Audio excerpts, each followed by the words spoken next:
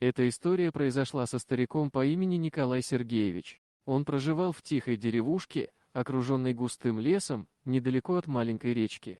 Весь свой век он провел в этой деревне, наблюдая за сменой времен года и наслаждаясь прекрасной природой. Все эти годы Николай Сергеевич был свидетелем магического превращения природы вокруг него. Весна приносила цветущие цветы, зеленеющую траву и радостное пение птиц. Лето приветствовало голубым небом и ярким солнцем. Осень накрывала все золотистыми листьями и приносила свежий запах дождя. Зима окутывала мир в белый покров, создавая волшебную атмосферу. И каждое из этих изменений природы наполняло сердце старика радостью и благодарностью. Николай Сергеевич проводил свои дни на прогулках вокруг деревни, вдыхая чистый воздух и наслаждаясь красотой окружающего мира.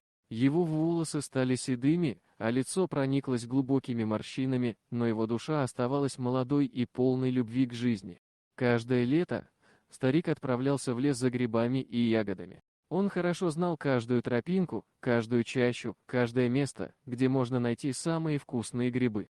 Николай Сергеевич проводил дни, собирая щедрые урожаи и наслаждаясь неповторимым покоем и тишиной леса. Его наблюдения и опыт позволяли ему легко отличать съедобные грибы от ядовитых, и его корзина всегда была полна разнообразными и вкусными находками.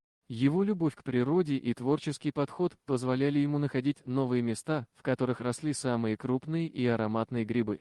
Каждая его прогулка в лес становилась настоящим приключением, наполненным удивительными открытиями и радостью. Он знал, что каждый гриб и ягода в его корзине будет превосходным дополнением к его традиционным семейным рецептам, и его друзья и близкие всегда с нетерпением ждали его летних походов.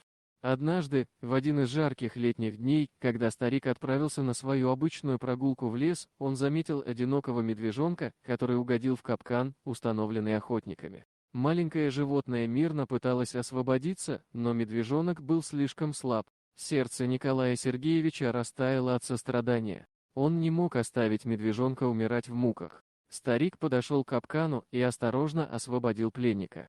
Медвежонок, будто понимая, что ему помогли, ускакал вглубь леса, оставив старика с улыбкой на лице. Старик, испытывая глубокое чувство удовлетворения от своего доброго дела, продолжив свою прогулку по лесу. Его шаги звучали уверенно и легко, словно душа его легла. Воздух был пропитан запахами леса, пение птиц создавало мелодичную симфонию природы. Вокруг была такая живая и насыщенная зелень, словно сама природа праздновала этот акт доброты. Старик наслаждался каждым мгновением этой прекрасной прогулки, полностью погружаясь в окружающую природу. Он чувствовал себя счастливым и благословленным, осознавая, что его добрые дела оказывают реальное влияние на мир. С каждым шагом старик все больше ощущал себя частью этого великого круговорота жизни, где каждое существо имеет свою роль и значимость. Он понимал, что его судьба и прогулки в этом лесу неразрывно связаны с судьбой и жизнью всех существ здесь. Чувство ответственности и заботы поселилось в его сердце, и он обещал себе продолжать делать добрые дела и помогать тем, кто нуждается в этом. С каждым расширением своего сердца старик все больше ощущал себя связанным с миром и чувствовал себя живым и полным смысла. Прошел год, и наступило следующее лето. Николай Сергеевич не мог ждать, чтобы снова отправиться в свой любимый лес в поисках грибов. Он пошел по своему привычному маршруту, вспоминая о предыдущем лете и спасенном медвежонке. Но в этот раз судьба подготовила для старика испытание. Во время одной из его прогулок он внезапно оказался лицом к лицу с волком. Быстро реагируя, старик попытался скрыться, но волк настигал его с каждым шагом. В тот момент, когда казалось, что все потеряно, из густых кустов вышел медведь, тот самый, которого старик спас год назад.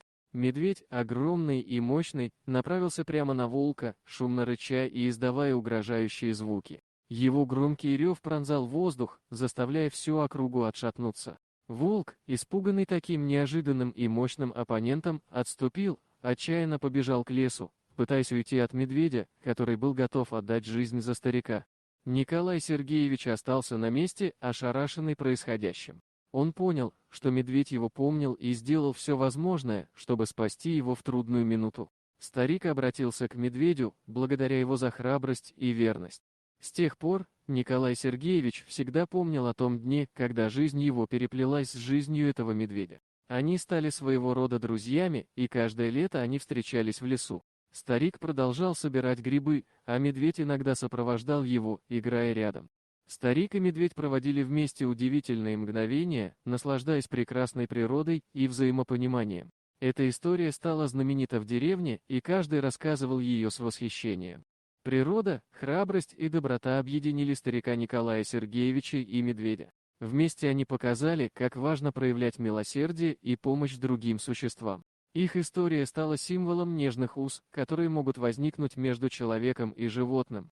Вот такая удивительная история. А что вы думаете по поводу данной истории? Делитесь своим мнением в комментариях.